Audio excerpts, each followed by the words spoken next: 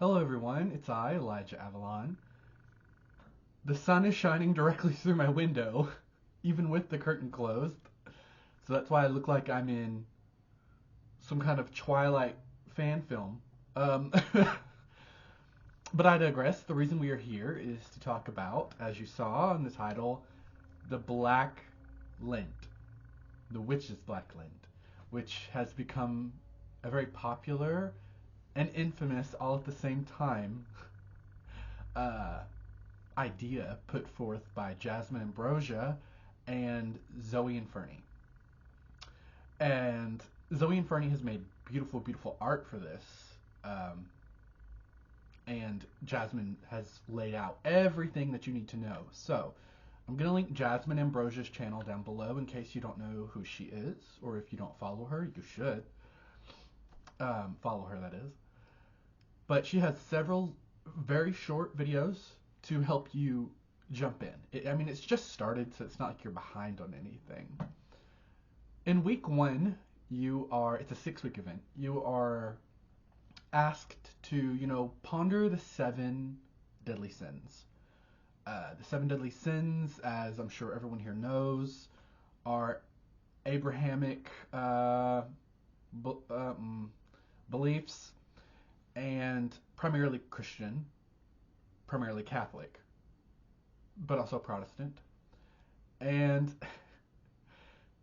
if you don't know them, I assume everyone knows them, but if you don't know them, it is, what are they? Greed, uh, sloth, lust, envy, gluttony, wrath. What am I missing? Oh, pride. So, those are the seven deadly sins. And there are opposites to these, like cures, called the seven heavenly virtues. And they're just literally the opposite, like, philosophy of each sin. I chose envy for the next 6 weeks because, you know, I could go on and on about the like philosophical and theological debate on like trying to use a sin in a positive way, because then aren't you really just using the virtue instead of the sin? So what does it mean to actually use the sin for good, and is that possible? That's all semantics and up to personal philosophical and theological ideology. And I might talk about that and I might not, but that's deep and can go in circles. Anywho, once you're on board with the idea of I'm going to use this concept of a sin to empower myself rather than degrade myself, then you're here at starting point one. So I chose envy, and we're all familiar with envy, the concept of envy. We've all felt it. And, you know, green is my favorite color. And that was actually part of the reason that I chose envy. Green has always been a favorite color. And, there's that saying of being green with envy, right? Envy is more than jealousy. Envy is more than the wanting of what someone else has. However, that is a big crux of what it is, right, in our modern culture. And I'm very familiar with that, especially as a child. Uh, I didn't really realize I was feeling envy, but I was raised like laughably poor. Like really poor. And that was really hard. And for a while you don't realize what you're missing until you kind of go to school, public school. And you see kids with other things, different clothes. And I started feeling kind of sad. Sadness is usually my first emotion to feel over anger. I know some people it's reversed. But when confronted with something uncomfortable. So I remember feeling sad, and I know that envy very well of wanting what other people have and not understanding why you don't have it why you can't have it in some cases. And, envy compounds and puts on feelings of self-defeat, self-deprivation, and it limits your view of your confidence and what you believe you can achieve and what you deserve. And that's how I'm viewing envy for this challenge. And I thought about choosing a sin that was more like, I guess, more of a test for me or harder to embrace, like sloth. I don't really jive with sloth. I don't like sloth.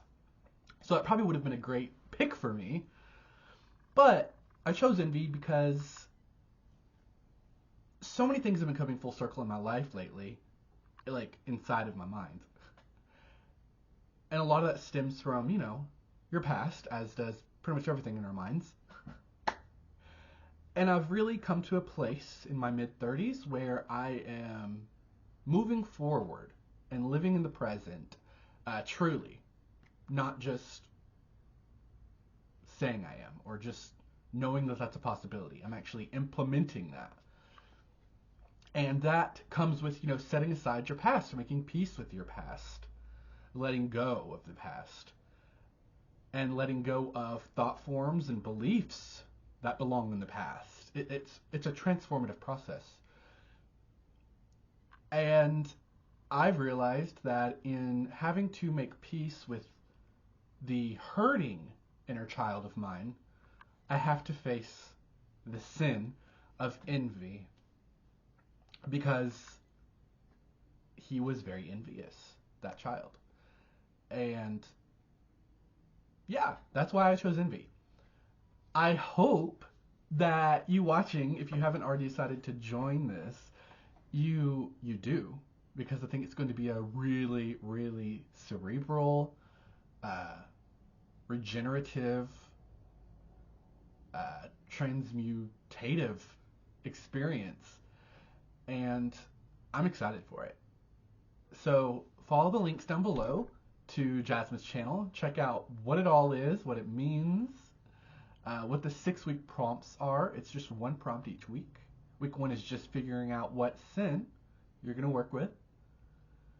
And as always, thank you so much for watching the channel, for supporting the channel, for supporting my business at alabamamagic.com, and following me on Instagram, Facebook, everywhere.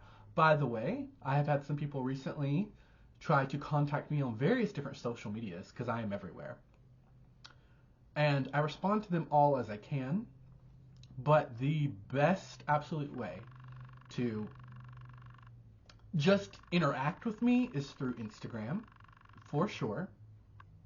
And if you have any business inquiries about the services I offer on my website, you can email me at elijahavalon@minister.com, and that is linked on my website as well. Actually, I think it's linked everywhere, even here, everywhere.